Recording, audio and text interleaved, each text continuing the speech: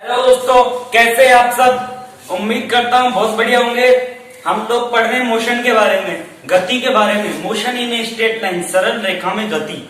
ठीक है, कल हमने क्लियर किया था वेलोसिटी, एक्सीलरेशन, स्पीड, ये सारी चीजें हम पढ़ चुके हैं। ठीक है, किसके अंदर? मोशन के अंदर। गति बहुत सारी होती है, बहुत प्रकार की होती है, बहुत सारे टाइप्स होते हैं किसके? मोशन के। हम अभी टाइप टू टाइप हम एक एक करके क्लियर करेंगे। ठीक है, तो अभी तो हम पढ़ रहे हैं सरल रेखा में गति, motion in a straight line. ठीक है, क्लियर है ना सब कुछ? है ना? पिछला सब कुछ क्लियर है ना? अगर नहीं है तो अभी इस लेक्चर को छोड़िए, लेक्चर 1 को जाकर देखिए, लेक्चर 2 को जाकर देखिए। ठीक है, और अगर आपने देख लिया तो कंटिन्यू करिए आप। ठीक है, बने रहिए मेरे साथ, सिखाऊंगा कुछ ना कुछ। कल ही बताया था, हम लोग यहाँ सीखने आते हैं, ना कि पढ़ने आते हैं, ना कि रटने आते हैं। हम सीखने आते हैं कि क्या चीज है मोशन।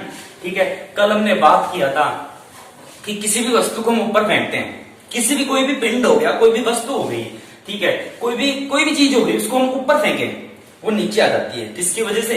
अर्थ की ग्रेविटी की वजह से, गुरुत्व आकर्षण की वजह से। किसकी? पृथ्वी का गुरुत्व आकर्षण जो होता है वो उसे खींच लेता है, नीचे खींच लेता है। ठीक है, तो इस वजह से वो नीचे आ जाती है। तो क्या वो भी एक स्ट्रेट लाइन में मोशन है? क्या वो भी एक प्रकार की? पहले तो ये बात है कि क्या वो मोशन होती है? आप ऊपर फेंकते हैं, मोशन तो होती है। मोशन और मतलब कुछ ना कुछ वो दूरी तय कर रही है, कुछ ना कुछ लंबाई तय कर रही है, तो मतलब मोशन है।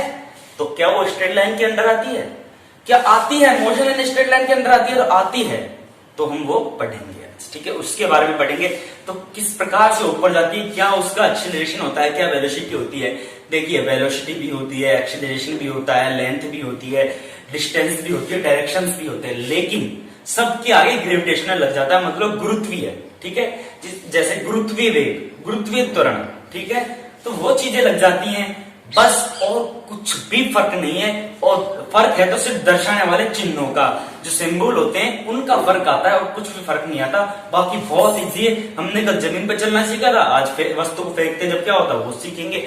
सीखना है बस। ठीक है, देखिए, सबसे पहले पढ़ना स्टार्ट करने से पहले, लेक्चर स्टार्ट करने से पहले आपको 2 काम करने हैं। पहला काम तो चैनल को सब्सक्राइब कर दिया, अगर आप नए हैं तो कर दिया तो आपका बहुत बहुत धन्यवाद। दूसरी बात, अगर आपके मन में कोई अन्य चीज चल रही है कहीं पे, और कहीं पे बैठे हो, आप क्लास में नहीं हो तो क्लास में आ जाओ, सामने मोबाइल पे देखो, स्क्रीन पर देखो। आप जो लैपटॉप के है, कंप्यूटर के, मोबाइल की है, ज्यादातर मोबाइल की है। ठीक है, तो उस पर देखिए, आप क्लास में ध्यान दीजिए, मतलब तभी समझ में आने वाला है हमको। अब शुरू करते हैं। हम किसी वस्तु को फेंकते हैं तो क्या वो मोशन होती है? और मोशन होती है तो किस प्रकार की होती है? क्या स्ट्रेट लाइन में होती है या टेढ़ी मेढ़ी होती है? किस प्रकार से होती है वो हम चीजें सारी समझेंगे आज इसी लेक्चर के अंदर। ठीक है, चैनल को सब्सक्राइब कर दिया आपने, कोड पढ़ लिया, बहुत बहुत धन्यवाद आपका। आप देखिए, आज का जो टॉपिक है मैं लिख देता हूं।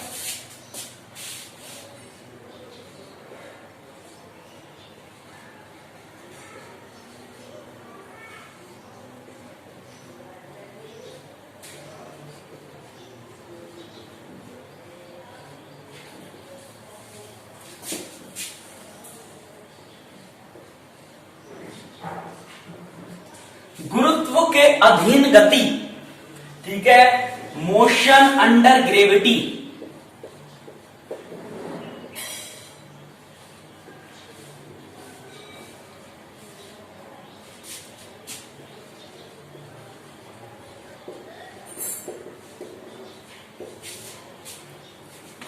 बहुत ही सिंपल सी चीज है, मोशन अंडर ग्रेविटी। ठीक है, गुरुत्व के अधीन गति, कि गुरुत्व किस प्रकार से गति कराता है किसी चीज को। देखिए, ये सिंपल सी चीज है कि किसी चीज को ऊपर फेंकते नीचे आ जाती है, किसकी वजह से? पृथ्वी के ग्रेविटी की वजह से, अर्थ का जो ग्रेविटेशन होता है, गुरुत्व आकर्षण होता है, उसकी वजह से वस्तु नीचे आ जाती है। हमने बहुत बार पढ़ लिया है, बहुत नॉर्मल सी चीजें हैं ये। ठीक है, अपन जानते हैं। ठीक है, लेकिन क्या नहीं जानते? क्या कोई ऐसा वेग है, क्या कोई ऐसी वेलोसिटी है कि किसी वस्तु को उस वेलोसिटी से, उस वेग से हम ऊपर फेंके और वो नीचे नहीं है क्या? कुछ ऐसी चीज है क्या? कभी पढ़ी है क्या?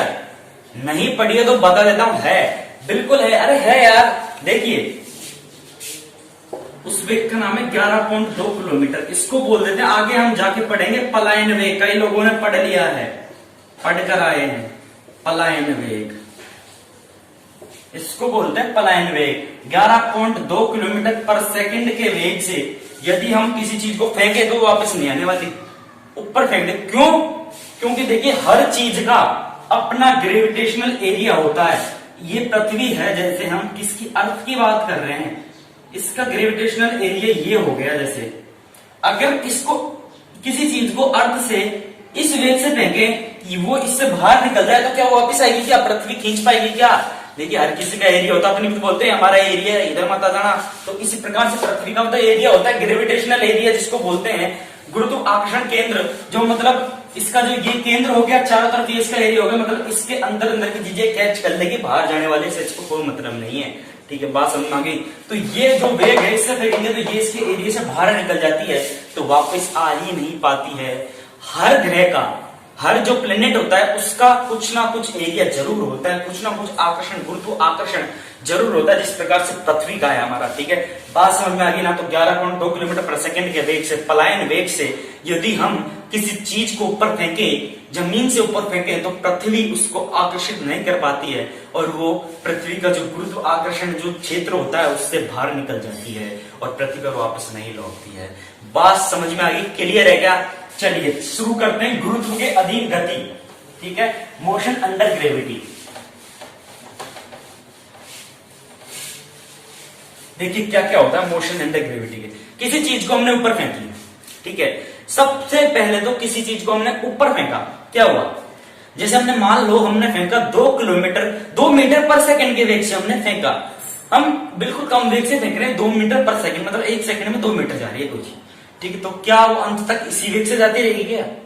नहीं, कम होती रहेगी। पृथ्वी भी तो खींच रही है, उसके वेग को छीन करती जा रही है, पृथ्वी खींच रही है। तो जो त्वरण कार्य कर रहा है, जो वेग कार्य कर रहा है, वो माइनस में करेगा, क्योंकि वो पृथ्वी खींच रही है, विपरीत आकर्षण लग रहा है, वो नीचे आने की कोशिश कर रहा है, लेकिन हमारा जो फोर्स होता है उसकी वजह से ऊपर जा रहा है। और ऊपर कैसे जाती है? देखिए वस्तु तो निर्जीव होती है, कोई भी पिंड होता है निर्जीव होता है, उसके अंदर कोई आत्मा नहीं होती, कोई जीव नहीं होता है। ठीक है, निर्जीव होता है बिल्कुल। ठीक है, ताकत किसके अंदर होती है? अपने अंदर एनर्जी। हमारी एनर्जी हमने किसको दी? किसी, जैसे ये मार्कर है, इसको मैंने मेरी एनर्जी दी, मेरी एनर्जी से फोर्स लगाया और मैंने ऊपर फेंका, ये ऊपर गया और वापस नीचे आ गया। ठीक है, तो मैंने इतना ही फोर्स लगाया, हमारा जो फोर्स होगा जहां तक काम करेगा वहां तक ही जाएगा और वापस आ जाएगा। ठीक है, पृथ्वी इसको खींचती रहती है। तो क्या होता है, कुछ ना कुछ डिस्टेंस तय करती है। कोई भी पिंड अगर हम ऊपर फेंकते हैं तो कोई, जैसे हमने एक बिंदु से फेंका और कहीं पे जाके एंड में जाके धीरे धीरे वेग कम होकर बिल्कुल क्षीण हो गया, बिल्कुल जीरो, अंतिम वेग v = 0 पढ़ाया था। प्रारंभिक वेग, अंतिम वेग। प्रारंभिक वेग कुछ था हमारा, हमने फेंका था, जो हमारे अंदर का वेग वही तो लगाया था इसके ऊपर, इसको दे दिया भाई तू जा ऊपर, ये ऊपर गया, अंतिम में जाके इसका वेग 0 हो गया, क्योंकि यहाँ पर कोई वेग देने वाला नहीं था। इस वजह से क्या हुआ, इसका वेग 0, अंतिम वेग 0 हो गया, वापिस नीचे आ जाएगी। ठीक है, बात समझ आनी? तो कुछ ना कुछ वेग होता है, कुछ ना कुछ त्वरण भी होता है, कुछ ना कुछ डिस्टेंस होती है और कुछ ना कुछ डायरेक्शंस भी होते हैं। तो गैलीलियो ने जो गति के समीकरण दिए थे, कल हमने 3 समीकरण पढ़े थे। तो गुरुत्व के अधीन जो गति होती है, मोशन अंडर जो ग्रेविटी होती है, उसमें भी 3 समीकरण बनते हैं। उन्हीं समीकरणों से बस उसके सिंबल चेंज कर देंगे हम, आज कुछ भी नहीं करना। ठीक है, तो क्लियर है? ध्यान से समझना है। आज का जो लेक्चर कितना इंपॉर्टेंट है, मजा आ रहा है ना पढ़ने में, बस ध्यान से बोर्ड पे ध्यान दीजिए बस। ओके, अब देखिए किसी चीज को ऊपर फेंकते हैं तो 2 स्थिति बनती है, या तो किसी चीज को ऊपर फेंके या ऊपर से छोड़े, दोनों एक ही चीज है। पृथ्वी की ग्रेविटी के अंदर काम हो रहा है, या तो किसी चीज को नीचे से ऊपर फेंके, छत पे चढ़ के नीचे छोड़ दीजिए, बात एक ही है। लेकिन यहाँ पर सूत्र उल्टे पुल्टे होते हैं। देखिए किस प्रकार से, तो गैलीलियो के जो समीकरण है वो किस प्रकार से बनते हैं, तो केस फर्स्ट में, स्थिति फर्स्ट बोल सकते हैं इसको, केस फर्स्ट जो है उसके अंदर क्या है,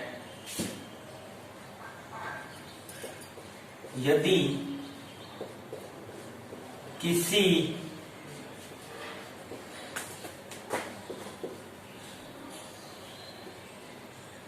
वस्तु को ऊपर फेंका जाता है, इस प्रकार से लिखिए, ऊपर फेंका जाता है,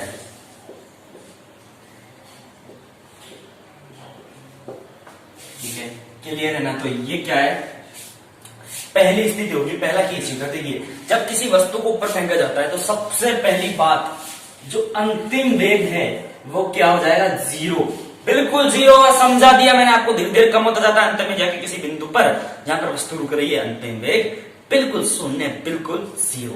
ओके, क्लियर है? देखिए अंतिम वेग 0, और जो हमारा गुरुत्वीय त्वरण होता है, हम जो ये हमारा क्या था एक्सीलरेशन, लेकिन गुरुत्व के अधीन जो त्वरण कार्य करता है उसको जी से दर्शाते हैं। क्यों? क्योंकि ग्रेविटेशनल एक्सीलरेशन होता है, वो गुरुत्वीय त्वरण होता है, इसलिए जी से दर्शा देते हैं ताकि कंफ्यूजन ना हो। जी से, तो ये जी से दर्शाएंगे हम, ठीक है, बात समझ में आ गई, जी से दर्शाएंगे। ओके, ढंग से बना देता हूं, ठीक है, जी से। ओके, अब देखिए जी से दर्शाते हैं, लेकिन इस पर क्या लगेगा? नेगेटिव चार्ज लग जाएगा। क्यों? क्योंकि पृथ्वी के विपरीत कार्य कर रही है, इसका त्वरण जो है हम ऊपर फेंक दे, लेकिन पृथ्वी के विपरीत कार्य कर रहा है, और जो ग्रेविटेशनल त्वरण है, जो गुरुत्वीय त्वरण है, वो माइनस चार्ज लग जाता है, क्योंकि विपरीत आकर्षण हो रहा है, पृथ्वी नीचे कैसी है जबकि वस्तु ऊपर जा रही है। ठीक है, बात समझ में आ गई? बात समझ में क्लियर है ना? और एक और चीज, जो हमारा विस्थापन होता है, जो हमारी दूरी होती है, ठीक है, जो हमारी डिस्टेंस है, उसको हम एस से दर्शाते थे। ठीक है, जो ग्रेविटेशनल जो दूरी है, गुरुत्वीय जो विस्थापन होता है, उसको किससे दर्शाएंगे? एच से। अब ये दिमाग लगाइए, क्यों एच से क्यों दर्शाया हमने?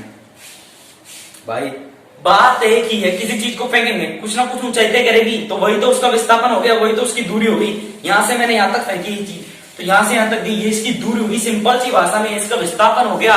ठीक है, इसकी डिस्टेंस होगी, लेकिन वहां पर अगर किसी वस्तु को फेंकेंगे तो वो ऊंचाई है, तो उसको ऐसे दर्शा दी, हाइट है वो उसकी। बस क्लियर है ना? सब कुछ क्लियर है। आप बताइए समीकरण क्या बनेंगे? तो फर्स्ट समीकरण जो था वो क्या पढ़ा था हमने कल? ध्यान दीजिए बोर्ड पर, क्या पढ़ा था कल? जो फर्स्ट समीकरण था, v is equal to u plus a t. ठीक है, v is equal to u plus a t. बार बार नहीं लिखूंगा मैं, ये क्या चीजें, अंतिम वेग है, प्रारंभिक वेग है, एक्सीलरेशन है, टाइम है। अब देखिए, अगर गुरुत्वीय जो गुरुत्वीय स्थिति की बात करें हम, जो गुरुत्वीय गति होती है उसकी बात करें, तो उसमें क्या बनेगा? v इज इक्वल टू, तो क्या है? जीरो है, u का u है ही, कुछ ना कुछ प्रारंभिक वेग जरूर होगा, प्लस ग्रेविटेशनल त्वरण माइनस जी और टी का टी। ठीक है, बात क्लियर है क्या? समझ में आ गई ना? अब देखिए, zero is equal to u minus g t. ठीक है, पक्षांतरण कर दीजिए, u is equal to g t, मतलब जो प्रारंभिक त्वरण होता है वो ग्रेविटेशनल त्वरण और टाइम के प्रारंभिक जो वेग होता है वो ग्रेविटेशनल त्वरण, गुरुत्वीय त्वरण और टाइम की गुणनफल के बराबर होता है। ये आपका पहला बन गया क्या? समीकरण, जो गैलीलियो ने बनाए थे। ठीक है, ये क्या हो गया? पहला समीकरण, न्यूमेरिकल 100%। इस पे ही, मतलब इन्हीं सूत्रों में पूछा जाता है। 100% ये नहीं कह रहा कि 100% आएगा, नहीं ये नहीं कह रहा मैं, ये कह रहा हूं कि इन सूत्रों से पूछा जाता है ज्यादातर। ठीक है, ठीक है, तो ये क्या हो गया? अपना फर्स्ट समीकरण हो गया, u is equal to g t. ठीक है, पक्षांतरण करने पर समझ में आ गया, क्लियर है? दूसरा समीकरण बना देते हैं, इधर बना देते हैं। ठीक है, दूसरा जो समीकरण था वो क्या था? s is equal to u t plus half a t square. ठीक है, s क्या है यहाँ पर? h u t plus half minus g t square. ठीक है, क्लियर है ना? तो h is equal to u t minus half g t square. ठीक है, ये क्या बन गया? अपना जो दूसरा समीकरण है वो बन गया। क्लियर है क्या? इससे भी जुड़े हुए फॉर्मूले पूछे जाएंगे, कई बार पूछ लेता है। ठीक है, क्लियर है क्या? h is equal to u t minus half g t square. ये किसका फॉर्मूला है? ये हाइट का हो गया। ठीक है, तो हाइट इससे निकल जाएगी, बाकी प्रारंभिक वेग निकालना इससे निकल जाएगा, ग्रेविटेशनल फोर्स निकालना, जो ग्रेविटेशनल त्वरण है, जो गुरुत्वीय त्वरण है वो निकालना, उससे निकल जाएगा। क्लियर है? तीसरा जो समीकरण है इंपॉर्टेंट है, उस पर भी ध्यान देना है। देखिए, तीसरा जो समीकरण है, तीसरा क्या होता है? हमने पढ़ा था v square is equal to u square plus 2as। ये पढ़ा था कि नहीं पढ़ा था? है ना? अब देखिए, v क्या है यहाँ पर? जीरो है, is equal to u plus 2, एक की जगह गुरुत्वीय त्वरण माइनस जी और यहाँ पर h। ठीक है, तो u square is equal to 2gh। Minus 4 लगता, जीरो की इधर आके पक्षांतरण के इधर हो जाता। ठीक है, अब u जो प्रारंभिक वेग का मान निकालेंगे वो क्या हो गया? √2gh। क्लियर है क्या? ये क्या होगा, एक प्रारंभिक कोण। अब देखिए इससे एक और फॉर्मूला निकलता है मैक्सिमम हाइट का, हाइट निकालेंगे हम, इससे हाइट निकालते हैं इस फॉर्मूले में, तो 2g इसके नीचे आ जाएगा, तो u स्क्वायर अपॉन 2c। इन्हीं फॉर्मूले से उल्टे सीधे करके पक्षांतर कुछ भी पूछ सकता है आपको, ग्रेविटेशनल त्वरण का मान पूछ सकता है, गुरुत्वीय त्वरण का मान पूछ सकता है, प्रारंभिक वेग का मान पूछ सकता है, हाइट का मान देकर, ठीक है। तो इस प्रकार से न्यूमेरिकल पूछे जाते हैं, ये फॉर्मूले आपको याद रखने हैं। क्लियर है क्या? चलिए आगे बढ़ते हैं। ये तीनों फॉर्मूले, तीनों सूत्र जो है समझ में आ गए हमको? क्लियर है? अब देखिए और भी चीज दे रखी है इसमें, वो मैं आपको बताता हूं, ठीक है। अब देखिए क्या पढ़ा हमने, h is equal to u square upon 2g। इससे जुड़े हुए कई बार क्वेश्चन पूछे जा सकते हैं। इसको h मैक्सिमम मतलब हाइट, मैक्सिमम हाइट वही होगी, ठीक है, जहां पर अंतिम जाकर रुक जाएगा। मैक्सिमम हाइट जहां तक जाएगा वही उसकी मैक्सिमम हाइट होगी, ठीक है। तो देखिए इससे क्या पता चला, h समानुपाती हो गया प्रारंभिक वेग के स्क्वायर के, और h समानुपाती हो गया 1/c के, ठीक है। ये मैक्सिमम की बात कर रहे हैं हम, ओके। समझ में आ गई? हाइट कैसे निकालते हैं, हाइट समझ में आ गई, ओके। अब देखिए केस 2, हमने अभी तक पढ़ा केस 1, अब पढ़ेंगे केस 2। अभी तक हमने पढ़ा कि किसी वस्तु को ऊपर फेंकने पर जो क्रियाएं होती हैं, जो सूत्र बनते हैं वो क्या होते हैं। अब वस्तु को ऊपर से छोड़ने पर, वस्तु को ऊपर से छोड़ने पर क्या बनता है, ठीक है, देखिए केस 2 स्थिति 2, ठीक है। पिंड भी लिख सकते हैं, वस्तु भी लिख सकते हैं। जब पिंड ऊपर से छोड़ा जाए,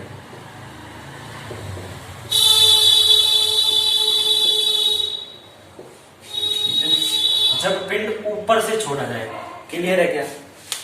अब देखिए इसमें क्या होगा, जब पिंड ऊपर से छोड़ा जाएगा तो क्या होगा, देखिए प्रारंभिक वेग ऊपर से छोड़ा जाएगा, प्रारंभिक वेग क्या 0 हो गया। जो u है यहां पर u इज इक्वल टू 0 हो गया। क्यों? क्योंकि प्रारंभ में तो स्थिर वस्तु उसको छोड़ा जा रहा है। उस पर ध्यान मत दीजिए कि नीचे भी स्थिर थी, वो हमारा वेग था, हमारे अंदर तो वेग था ना, कुछ खो दिया था, तो प्रारंभिक वेग था कुछ, अंतिम वेग जाके 0 हो गया अपने आप। यहाँ पर अंतिम वेग आके नीचे जाके कुछ ना कुछ है, लेकिन प्रारंभिक वेग बिल्कुल 0 है, उसको छोड़ रहे हैं, बिल्कुल स्थिर वस्तु है, ठीक है, फेंक रहे हैं हम, है ना। तो प्रारंभिक वेग क्या हो गया, बिल्कुल 0 हो गया। और जो बाकी चीजें बिल्कुल सेम टू सेम, जो एक्सेलरेशन है वहां पर प्लस का g होगा। क्यों? क्योंकि उस खींची हुई है तो वस्तु भी तो वहीं जा रही है, बिल्कुल आकर्षित कर रही है, ना कि प्रतिकर्षित कर रही है। यहाँ प्रतिकर्षण का, प्रतिकर्षण नाम आ जाए, प्रतिकर्षण चीज आ जाए, वहां पर माइनस लगा देते हैं, ठीक है, नेगेटिव चार्ज लगा देते हैं। क्यों? क्योंकि विपरीत गति कर रही है, यहाँ पर उसके साथ में गति कर रही है, पृथ्वी खींच रही है तो वो भी तो नीचे जा रही है, ठीक है, तो साथ में आकर्षित हो रही है, तो प्लस g। और s जो हमारा विस्थापन था, जो हमारी हाइट थी, वो प्लस h, ठीक है। बात समझ में आ गई क्या? क्लियर है क्या?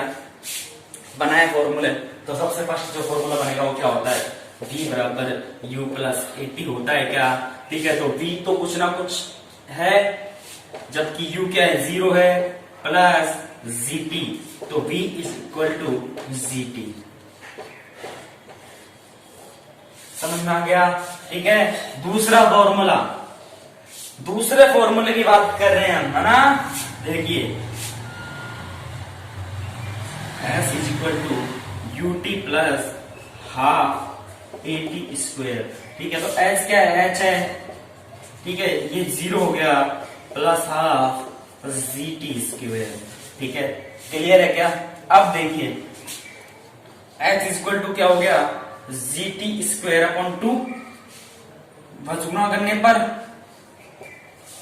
gt स्क्वायर, ठीक है। अब देखिए अगर हम टाइम निकालना चाहें तो t square upon 2h upon z, तो t is equal to root 2h upon z। देखिए कितनी अच्छी चीज है ना। तो इससे टाइम निकल जाएगा, उससे हाइट निकल जाएगी, तो हाइट का टाइम का दोनों का फॉर्मूला पढ़ लिया क्या हमने, ठीक है। तो इधर लिख देता हूं, उसको अच्छी तरीके से मिटा दिया, इसको मिटा दो, ऊपर से तीसरा फॉर्मूला पढ़ लेंगे हम, है ना। तो देखिए P is equal to root 2h upon z। इससे बिल्कुल इससे जुड़ा हुआ न्यूमेरिकल करवाऊंगा, इन दोनों से फॉर्मूले से जुड़ा हुआ। कितनी इजी फॉर्मूला है, कितनी अच्छी तरीके से समझ में आ रहा है आपको, है ना। तो इन फॉर्मूलों से बनता है ये सब फॉर्मूले, है ना। बात समझ में आ गई। तो ये क्या हो गया, दूसरा जो समीकरण हो गया। तीसरा क्या होता है, v square is equal to u square plus 2as, यही होता है क्या, तो v square is equal to 0 plus 2gh, तो v is equal to root 2gh। ये देखिए क्लियर है क्या? ये तीनों फॉर्मूले हो गए। ओके, तो ये क्या होगी? गुरुत्व के अधीन गति के तीनों समीकरण हो गए जो गैलीलियो ने दिए थे, है ना। तो हमने कल पढ़े थे गैलीलियो से संबंधित नियम पढ़े थे, 3 नियम। गति के अधीन जो गति होती है उसके लिए हमने 3 समीकरण पढ़े थे। आज हम गुरुत्व के अधीन गति के अंदर 3 समीकरण पढ़ लिए हैं। ठीक है, क्लियर हो गया क्या? क्लियर समझ में आ रहा है ना? देखिए हर किसी पिंड का, जो पृथ्वी है इसी प्रकार से बहुत सारे पिंड हैं, बहुत सारी चीजें जो हमारे यूनिवर्स में स्थित हैं, जो हमारी पृथ्वी की तरह गति कर रही है, टिके हुए हैं किस प्रकार से। अब ये भी तो दिमाग लगाइए कि वो घूम रहे हैं, क्यों घूम रहे हैं, क्यों टिके हुए? उनका भी कुछ ना कुछ ग्रेविटेशन है। जो ब्रह्मांड है, यूनिवर्स, उसका भी कुछ ना कुछ ग्रेविटेशन है, वो इनको घुमाता है, वो उनकी वजह से वो उस ब्रह्मांड में तैरते जा रहे हैं। ठीक है, पानी की तरह तैर रहे हैं। ठीक है, बात समझ में आ गई ना? तो इसी प्रकार से हर पिंड का कुछ ना कुछ क्या होता है? गुरुत्व होता है, गुरुत्व आकर्षण होता है। तो उस वजह से ये फॉर्मूले बने, है ना। क्लियर है क्या?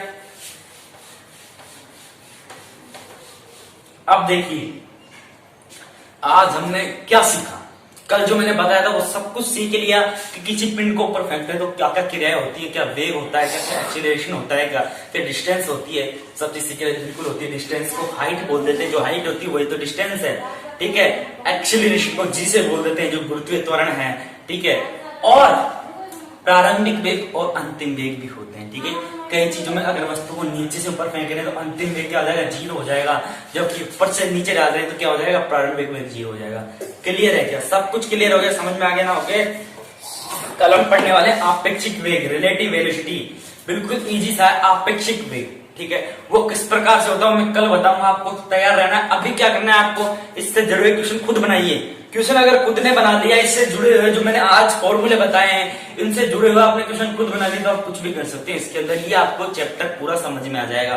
ठीक है, तो मोशन इन स्ट्रेट लाइन का अगला जो टॉपिक है आपेक्षिक वेग, वो पढ़ेंगे हम नेक्स्ट लेक्चर में और क्वेश्चन करेंगे नेक्स्ट लेक्चर में। ठीक है, और क्वेश्चन ऐसे ऐसे क्वेश्चन आएंगे कि करने में ही मजा आ जाएगा। घबराना नहीं है न्यूमेरिकल से कि न्यूमेरिकल कोई बड़ी चीज होती है, बिल्कुल इजी होता है। इन चीजों से जुड़े हुए होते हैं, बस उनको पढ़ के दिमाग में घुसाना बहुत मुश्किल होता है, उसको समझना बहुत मुश्किल होता है। तो वो समझना हम सिखाएंगे, हम सीखेंगे। मैं खुद भी सीखूंगा आपके साथ साथ। ठीक है, क्लियर है ना?